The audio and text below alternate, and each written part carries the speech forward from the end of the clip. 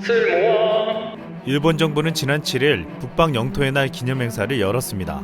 러시아와 영유권 분쟁을 벌이는 남코릴 열도 내기선 문제를 조기 해결한다는 취지의 결의문을 채택했습니다.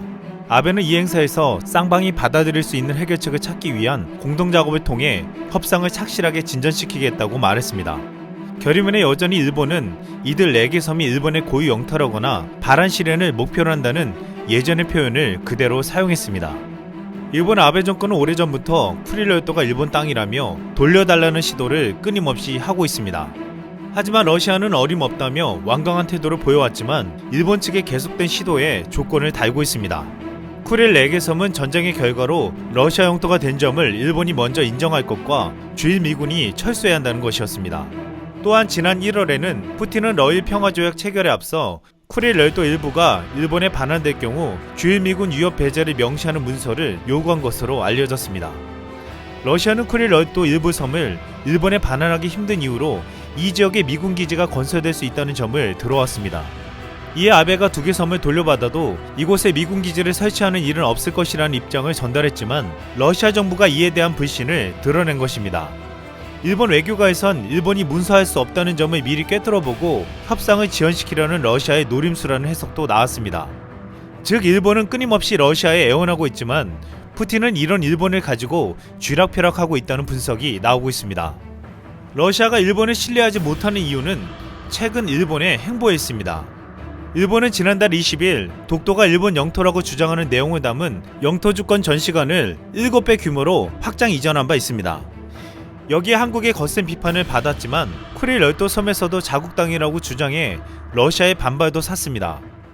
최근 도쿄올림픽 조직위원회에서 공개한 지도에서도 독도를 자국 땅으로 표시하고 쿠릴 열도도 일본 영토로 표시해 비판을 받았습니다.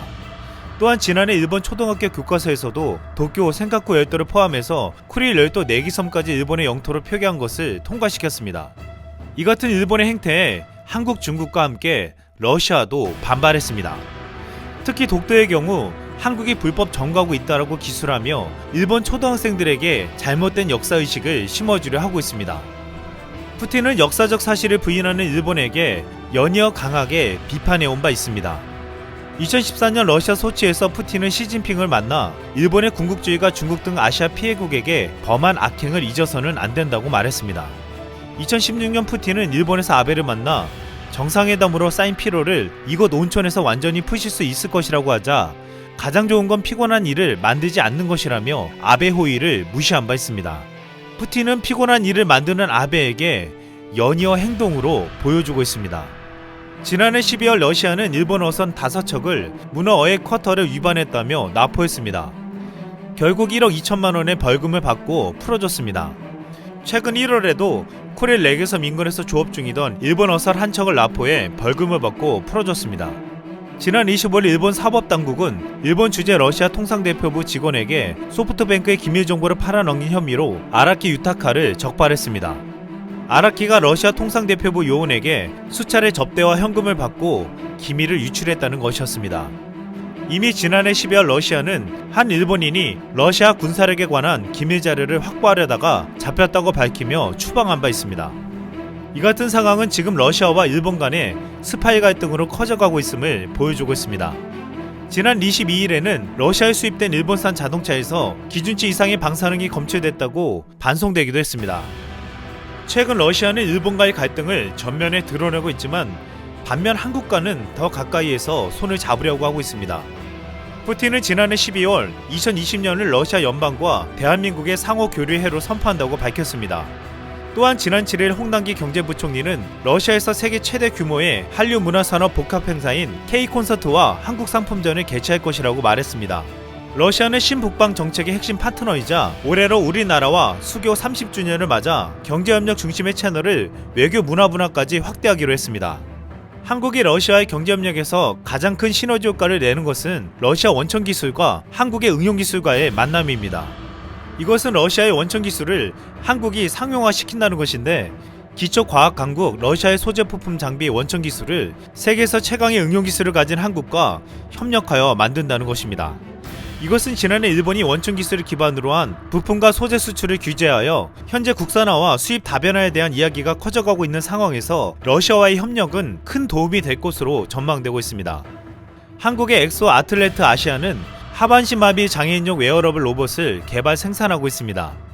이것은 러시아 모스크바 국립대 공학연구소에서 최초 개발한 원천 기술을 한국으로 들여와 국내에서 상용화한 것으로 한국과 러시아 기술이 합작한 모범적인 사례로 손꼽히고 있습니다.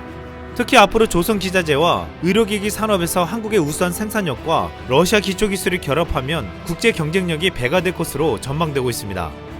최근 러시아 에카 천연가스 개발 사업인 야말 2차 프로젝트에 투입될 고부가가치 선박인 세빙 LNG 운반선이 한국에 수주할 가능성이 커지고 있습니다. 러시아는 지난 2014년 라말 2차 프로젝트에 투입된 세빙 LNG선 15척 모두를 대우조선 해양에 몰아줬는데 이번에는 삼성중공업에 일괄적으로 건조를 맡길 가능성이 높은 것으로 보이고 있습니다. 삼성중공업이 야말 2차 프로젝트에 투입되는 세빙 LNG 운반선 일괄 수주에 성공하면 세빙 LNG 관련 총 수주 금액은 최대 80억 달러, 하나로 약 9조 3,400억 원에 이를 것으로 전망되고 있습니다. 이는 삼성중공업의 지난해 수주 목표인 78억 달러를 넘어서는 수준입니다. 일본은 러시아와 2차 세계대전 이후 75년이 지났지만 아직도 평화협정을 맺지 못한 채 과거에 머물러 있습니다. 하지만 한국은 러시아와 30주년 수교를 맞아 더욱더 경제협력과 문화교류를 강화해 미래로 나아가고 있습니다. 이상 쓸멍이었습니다.